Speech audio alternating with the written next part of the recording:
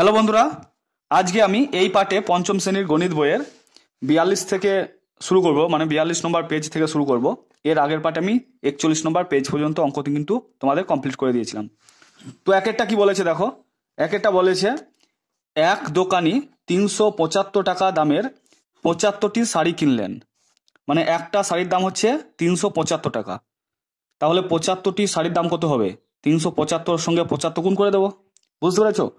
ধরো তোমাকে আমি বললাম একটা পেনের দাম 2 টাকা, তাহলে 5টা পেনের দাম কত? 2-এর সঙ্গে 5 গুণ করে দেবো, মানে 5 দুগুণ 10 টাকা। তো বলেছে দেখো, এটা এক দোকানি 375 টাকা দামের 75টি শাড়ি কিনলেন। ওকে, তো একটা শাড়ির দাম হচ্ছে 375 টাকা, তাহলে 75টি শাড়ির দাম এটার সঙ্গে এটা গুণ করে দেবো। তারপর বলেছে দেখো, প্রতিটি শাড়ি 425 টাকায় বিক্রি করলেন। মানে যে শাড়িগুলো 375 টাকায় কিনেছিল সেইগুলো 425 টাকায় বিক্রি করলো।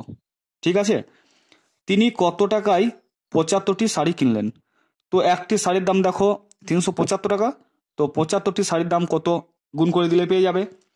তারপরে কি বলেছে দেখো, বিক্রি করে কত টাকা পেলেন? তো বিক্রি করে কত টাকা পাবে না, একটি শাড়ি বিক্রি করে 425 টাকা হয়েছে, তো 75টি শাড়ি বিক্রি করে কত টাকা হবে, এটার সঙ্গে এটা গুণ করে দেবো। বিক্রি করে মোট কত টাকা বেশি পেলেন? তো বিক্রি করে কত টাকা পেলেন সেটা আমাদেরকে বের করতে হলে কত টাকায় কিনেছে সেটা গুণ করে পাবো, আবার কত টাকায় বিক্রি করেছে সেটা এটার সঙ্গে এটা গুণ করে পাবো, দিয়ে বিয়োগ করে দিলে যেটা হবে সেটা হচ্ছে অ্যান্সার। দেখো আমি পরপর তোমাদের করে দেখাচ্ছি। তো প্রথমে আমরা লিখব যে 375 কে গুণ করবো আমরা 75 দিয়ে। তো কিভাবে গুণ করব? 5-এর সঙ্গে 5-এর গুণ, প্রথমে 7 আছে সেটা ভাববে না, 5 দিয়ে আগে গুণ করো। 5 5 25, 25-এর 5টা বসবে, 2টা হাতে থাকবে। তারপর 5 7 35, হাতে 2 নিয়ে কত 36 37, তো 37-এর 7 বসবে, হাতে 3 থাকবে। 3 5 15, 16 17 18। ঠিক আছে, 3 5 15 16 17 18। এবার দুটো সংখ্যা দিয়ে যখন গুণ হবে তখন এখানে একটা ঘর ফাঁক রাখতে হয়। তো ফাঁক রাখা জায়গায় তুমি গণিত চিহ্ন দিতে পারো বা শূন্য লিখতে পারো, কোনো অসুবিধা নেই, কিন্তু কোনো সংখ্যা লেখা হবে না, মানে 1 2 3 4 এগুলো লেখা যাবে না। এবার দেখো 5 7 35, 35-এর 5 বসবে, হাতে থাকবে 3। 7 7 49, 7 3 কত 49, 50 51 52, তো 52 2 বসবে, হাতে থাকবে 5। 3 7 21 আর 5 কত 21 আর 5 হচ্ছে 26। এবার যোগ করে দাও, 5 7 আর 5 12, 2 হাতে থাকলো 1, 8 আর 2 10, হাতে 1 নিয়ে কত 11। তারপর 6 7, হাতে 1 নিয়ে 8, আর এখানে 2। আর একবার দেখে নিই যোগটা, 5 7 আর 5 12, 2 হাতে থাকলো 1, 8 আর 2 10, হাতে 1 নিয়ে 11, 6 1 7, হাতে 1 নিয়ে 8, 2 নেমে পড়লো। তো 28,125 টাকার শাড়ি কিনলেন। ঠিক আছে, তো লিখবো 75টি শাড়ি কিনেছেন, 75টি শাড়ি কিনেছেন, 75টি শাড়ি 28,125 টাকায় কিনলেন। ওকে, এবার বলেছে দেখো একটা শাড়ির দাম হচ্ছে 425 টাকা, মানে বিক্রি যখন করছে, তাহলে 75টি শাড়ি বিক্রি করে কত টাকা হবে দেখো, গুণ করে দাও। 425 এটাকে 75 দিয়ে গুণ করবো। 5 5 25, হাতে থাকবে 2, 5 2 10, হাতে 2 নিয়ে 12, হাতে থাকলো 1, 4 5 20 আর 1 21, গুণ লিখলাম, মানে একটা ঘর বাদ রাখতে হবে যেহেতু দুটো লাইনের গুণ। 5 7 35-এর 5, হাতে থাকলো 3, 7 2 14 আর 3 কত 17, 17 7 বসবে, হাতে থাকবে 1, 4 7 28 আর 1 29। এবার যোগ করো, 5 5 আর 2 7, 7 আর 1 8, 9 আর 2 11, 11 1 বসলো, হাতে থাকলো 1, 2 আর 1 3। আর একবার দেখে নিই যোগটা, 5 7 8 11, হাতে থাকছে 1, 2 1 3, তো 31,875 টাকা। তো লিখবো 75টি শাড়ি 31,875 টাকায় বিক্রি করলেন। এবার কত টাকা বেশি হবে বিক্রি করে? না দেখো, কিনেছিল 28,125 টাকায় আর বিক্রি করেছে 31,875 টাকায়, তো কত বেশি দেখো, এটা থেকে এটা বাদ দিয়ে দেবে। তাহলে লিখবো শাড়ি বিক্রি করে সমান, শাড়ি বিক্রি করে কি বলেছে দেখো শেষের লাইনটা, যে বিক্রি করে মোট কত টাকা বেশি পেলেন। তো লিখবো বিক্রি করে মোট, বিক্রি করে শাড়ি বিক্রি করে মোট, বিয়োগ করো 31,875 বিয়োগ 28,125, 125 সমান কত হচ্ছে দেখো বিয়োগ করে 31, 8, 7, 5, 2, 8, 1, 2, 5, 5 5 মিলে গেল 0, 7 থেকে 2 বাদ দিলে 5, 8 থেকে 1 বাদ দিলে 7। এবার দেখো 8-এর থেকে উপরের সংখ্যাটা ছোট, তাই 11 ভাবতে হবে আমাদেরকে। তো 8 1 11 না 3 11, হাতে 1 থাকছে কারণ এখানে 11 ধরেছি। তো 2-এর সঙ্গে 1টা যোগ করে দাও, 3 3 মিলে গেল 0। তো বাম দিকে 0 আমরা লিখবো না, মানে 3775 টাকা বেশি পেলেন। বুঝতে পেরেছো? তো এইটা হচ্ছে তার লাভ। ওকে, তো আমাদের এইটুকুই করতে হবে। তো এখানে গুণটা দেখিয়েছে, এটা গুণ আমরা যেমনভাবে করেছিলাম, গুণটা করে 28,125 টাকা হচ্ছে। আবার এই গুণটা করে কত হচ্ছে দেখো 31,875 টাকা। এবার এই 31,875 থেকে 28,125 বাদ দিয়ে দাও, দেখো মানে বিয়োগ করছে, দিয়ে লিখেছে দেখো বিক্রি করে বেশি পেলেন, তোমার এখানে বিয়োগ করে হলো 3750 টাকা। ওকে, তো বন্ধুরা আশা করছি তোমরা বুঝতে পেরেছো। তো এটা তোমরা ফলো না করে আমি যে গুণটা করলাম, যেভাবে দেখালাম, তোমরা সেভাবেও করতে পারো, এত লেখালেখি না করেও। ওকে, তো তারপরের পেজে দেখো 43 পেজে আসছি আমরা। এবার 43 পেজের 2-এরটা কি বলেছে দেখো, এক ঘড়ি ব্যবসায়ী 525 টাকা দামের 52টি ঘড়ি কিনলেন। তো একটা ঘড়ির দাম হচ্ছে 525 টাকা। তো 52টি ঘড়ির কত দাম তোমাদেরকে বের করতে হলে গুণ করে দিতে হবে, দিয়ে সেই ঘড়িগুলো আবার 610 টাকায় বিক্রি করলেন। তো 52টি ঘড়ি কত টাকায় কিনলেন, না এটা সেটা গুণ করে দিলে যেটা বেরোবে সেটাই কিনলেন সেই টাকায়। আর ঘড়ি দেখো বিক্রি করেছে 610 টাকায় একটা ঘড়ির দাম, তাহলে 52টি ঘড়ি বিক্রি করেছে কত টাকায়, এটার সঙ্গে এটা গুণ করে দিতে হবে, সেটার উত্তর এটা বেরোবে যে প্রশ্নটা বলেছে দেখো বিক্রি করে মোট কত টাকা পেলেন। তারপরে বিক্রি করে মোট কত টাকা বেশি পেলেন, একই অঙ্ক একইভাবে আমরা করব। তো দেখো প্রথমে আমরা 526-এর সঙ্গে 52 গুণ করে দেবো। কেন গুণ করব, কারণ বলেছে দেখো একটি ঘড়ির দাম হচ্ছে 526 টাকা, তাহলে 52টি ঘড়ির কত দাম হবে, গুণ করে দিতে হবে। গুণটা করছি দেখো, 6 2 12, 2 হাতে থাকলো 1, 2 2 4, হাতে 1 নিয়ে 5, আর হাতে থাকছে না, 5 2 10, একটা ঘর বাদ দিতে হয়, 5 6 30, 30-এর 0 বসাবো, হাতে থাকবে 3, 5 2 10 আর 3 13, 13 3 বসলো, হাতে থাকছে 1, 5 5 25, রাখে 26, 2 5 3 7 2, 27,352। ওকে, আর গুণটা দেখে নিই আরেকবার, 5 6 30, 3 থাকলো, 5 2 10, একে 13, 10 আর 3 13, 5 5 25 আর একে 26, 2 5 3 7 2। তো এই টাকায় তিনি 52টি ঘড়ি বিক্রি করে, মানে 52টি ঘড়ি কিনলেন এই টাকায়। তো লিখবো 52টি ঘড়ি 27,352 টাকায় কিনলেন। তো প্রথমটার উত্তর আমাদের হয়ে গেল। তারপরেরটা কি বলেছে দেখো, বিক্রি করে তিনি মোট কত টাকা পেলেন। তো একটা ঘড়ি বিক্রি করে দেখো 610 টাকা পাচ্ছে, তাহলে 52টি ঘড়ি বিক্রি করে কত টাকা পাবে, না গুণ করে দেবো। তো 610-এর সঙ্গে আমরা 52 গুণ করে দেবো, 2-এর সঙ্গে 0 গুণ করলে 0, 2 1 2, 6 2 12। এবার 5 দিয়ে গুণ করো, 5-এর সঙ্গে 0 গুণ করলে 0, 5 1 5, 5 6 30। তো 0 নামলো, 2 নামলো, 5 আর 2 7, 1 3।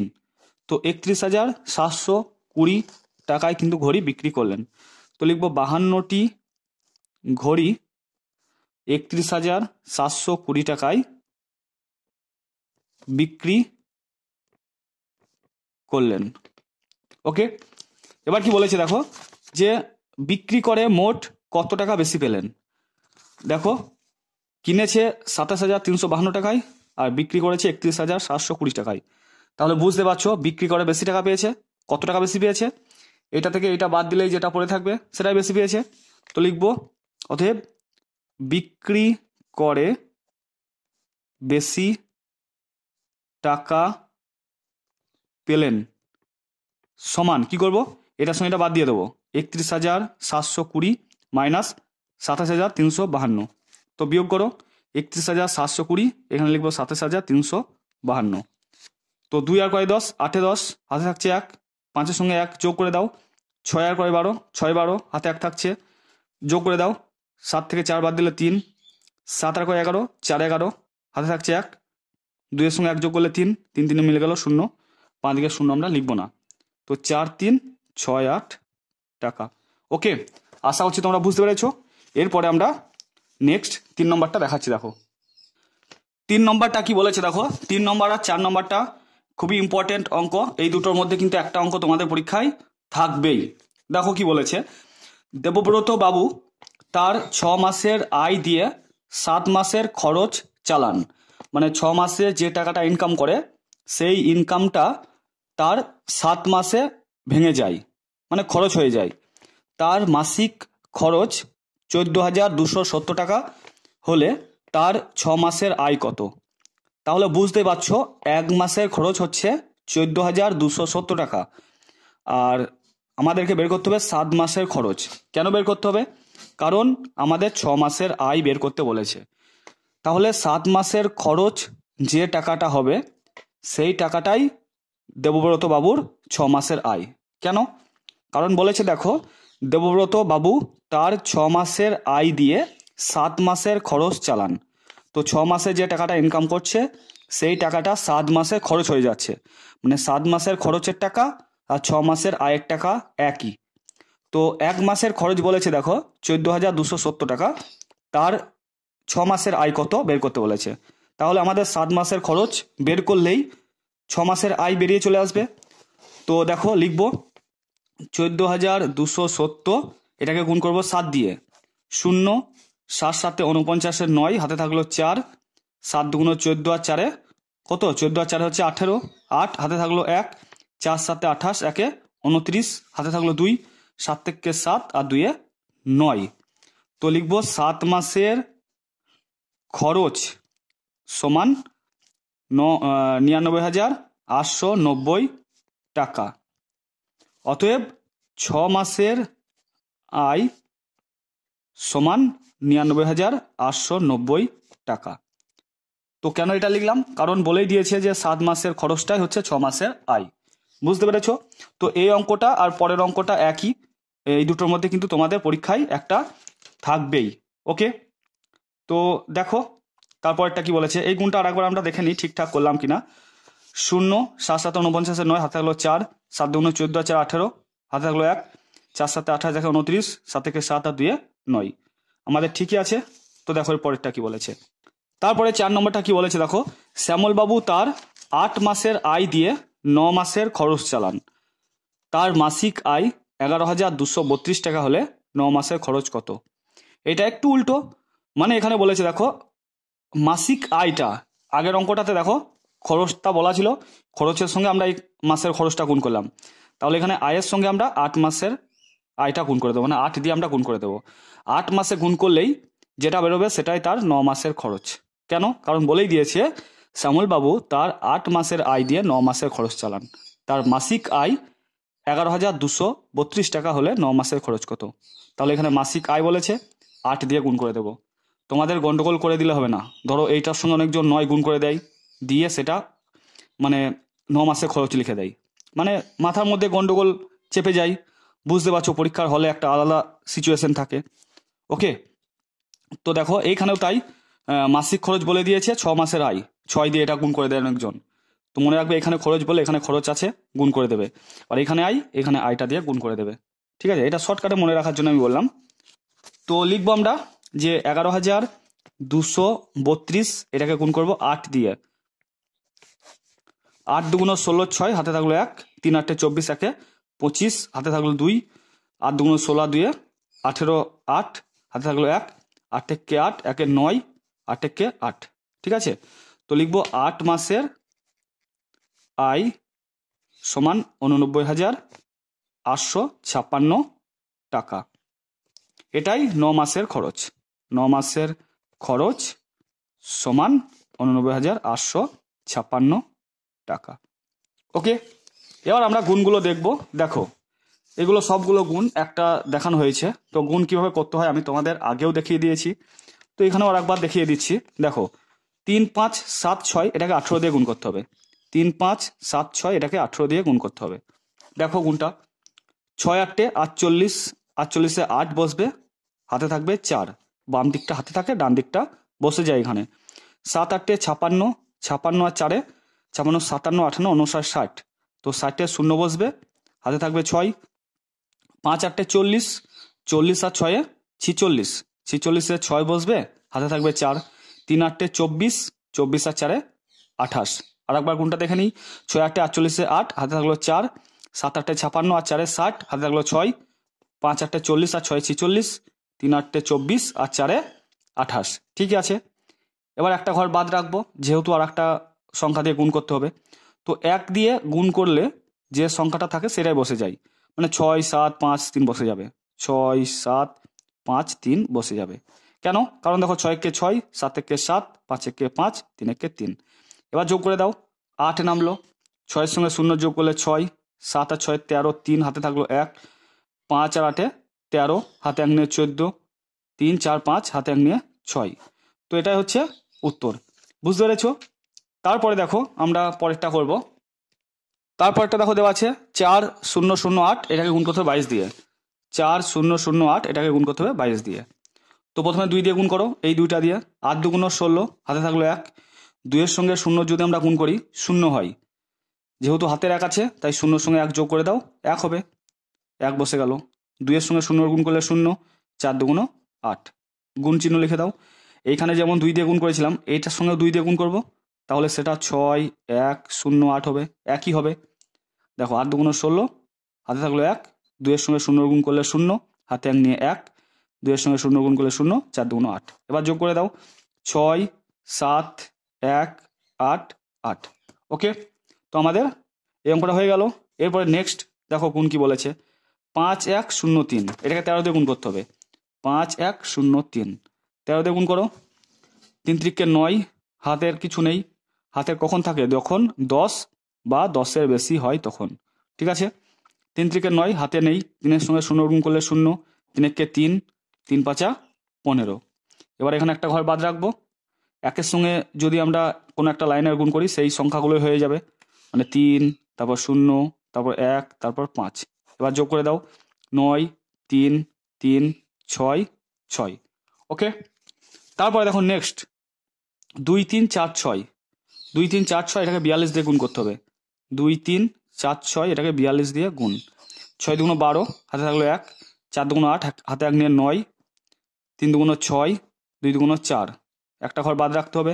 4 6 24-এ 4, হাতে থাকলো 2, 4 4 16 আর 2 18, হাতে থাকলো 1, 3 4 12 আর 1 13, 4 2 8। তো 2 9 আর 4 13, 3 হাতে থাকলো 1, 8 আর 6 14, আর হাতে 1 নিয়ে 15, 7 হাতে 1 নিয়ে 8 8, 88,532।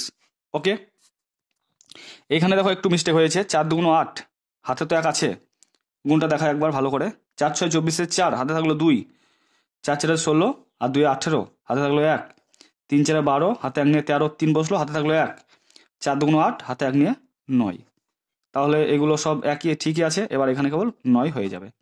ঠিক আছে, তো পরেরগুলো আমি করছি না, পরের 6-এরটা করছি না, 7-এরটা করছি না, 3টে দিয়ে একটা দেখাই। এই 9 নম্বরটা দেখাই, 521-কে 144 দিয়ে গুণ করতে হবে। 521-কে 144 দিয়ে গুণ করতে হবে। তো 4-এর সঙ্গে 1-এর গুণ করলে 4 1 4, হাতে থাকছে না, 4 2 8, 4 5 20, একটা ঘর বাদ রাখতে হবে। 4 1 4, 4 2 8, 4 5 20। এবার দেখো এইখানে যেটা দিয়ে গুণ করবো আর একটা ঘর এক্সট্রা বাদ রাখতে হবে। তারপর দেখো 1-এর সঙ্গে 1-এর গুণ করলে 1, 2-এর সঙ্গে 1-এর গুণ করলে 2, 5-এর সঙ্গে 1-এর গুণ করলে 5। এবার যোগ করে দাও, 4 8 আর 4 12, 2 হাতে থাকলো 1, 8 9, হাতে 1 নিয়ে 10, হাতে থাকলো 1, 2 2 4, হাতে 1 নিয়ে 5, 5 আর 2 7, মানে 75,024। ওকে, তো এর সাথে আমাদের 43 পেজের সমস্ত অঙ্কগুলো করে দিলাম, 7 আর 8টা বাদ রাখলাম, তোমরা এগুলো এই দুটো নিজে নিজে করবে। তো তারপরের পেজে দেখো কি বলেছে আমাদের, এইখানে একটা ভাগ করে দেওয়া আছে, তো এটা আর করছি না। এইখানে দেখো 44 পেজে ভাগ করতে বলেছে, নিচের অঙ্কে ভাগফল ও ভাগশেষ লিখি। তো আমাদেরকে কিন্তু ভাগগুলো করতে হবে। তো ভাগগুলো কি আছে, প্রথমেই দেখো 22,387-কে 6 দিয়ে ভাগ করতে হবে। ঠিক আছে, তো ভাগটা সাজানো নয়, তোমাদেরকে প্রথমে সাজিয়ে লিখতে হবে। দেখো কিভাবে করবে তোমরা। আছে 22,387 ভাগ 6। তো বুঝতে পারছো ছোটটা দিয়ে বড়টাকে ভাগ হবে, মানে 6 দিয়ে ভাগ হবে 22,387-কে। তো প্রথমে আমরা 6-এর ঘরে নামটা গুনবো। 6 কে 6, 6 2 12, 3 6 18, 4 6 24। তো 3 6 দেখলাম গুণ করে 18 হচ্ছে, আর 4 6 দেখলাম গুণ করে 24 হচ্ছে। তো এইখানে আমরা 18 বসাবো না 24 বসাবো? সবসময় এইখানে যে সংখ্যাটা থাকবে তার থেকে কমটা আমাদেরকে বসাতে হবে। তো 22-এর থেকে 18টা কম, তাই 18টা এখানে বসাবো। 24টা বেশি, তাই 24টা আমরা বসাবো না। তো 3 6 18। এবার বিয়োগ করো। 8 আর কয় 12।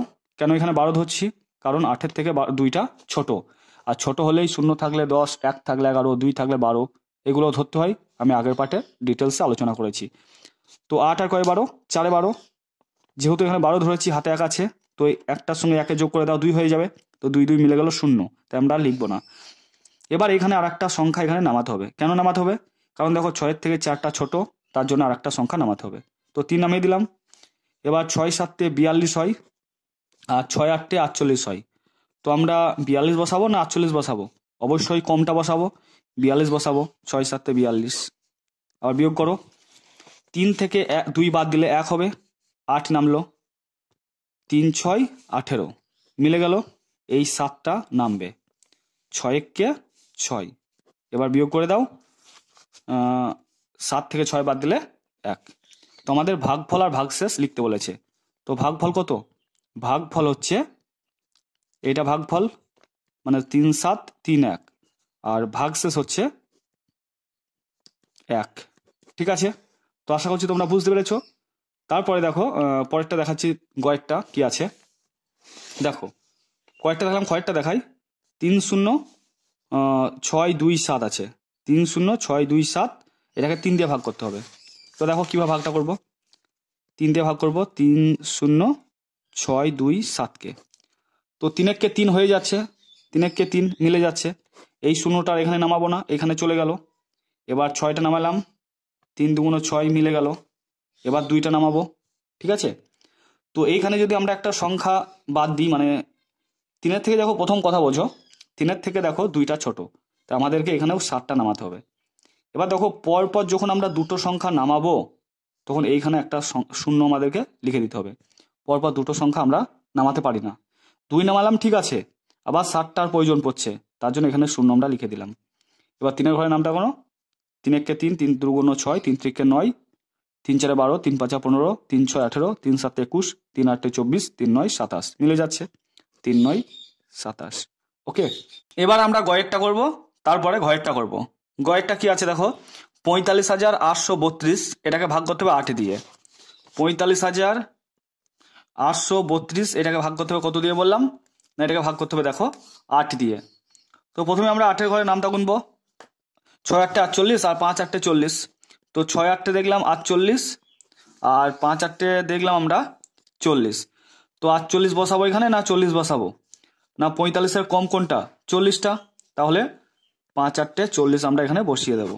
এবার বিয়োগ করো। 5 থেকে 0 বাদ দিলে 5। এবার এই 8 নামিয়ে দেবো।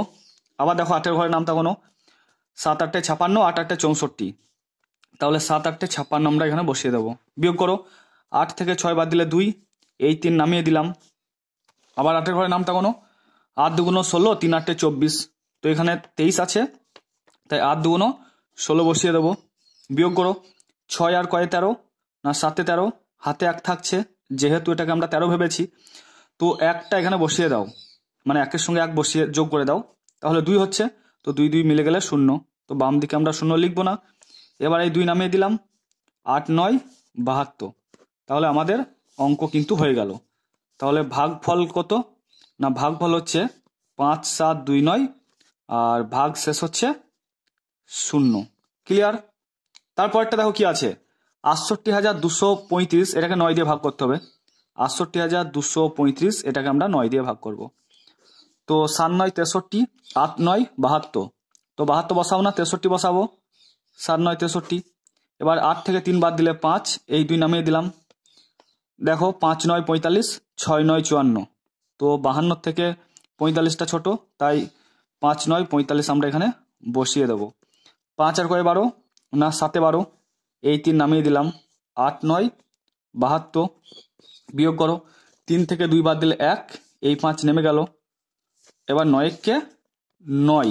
ওকে, যদি আমরা বিয়োগ করি, 9 আর কয়ে 15, 6 15, হাতে 1 থাকছে, 1 1 মিলে গেল 0।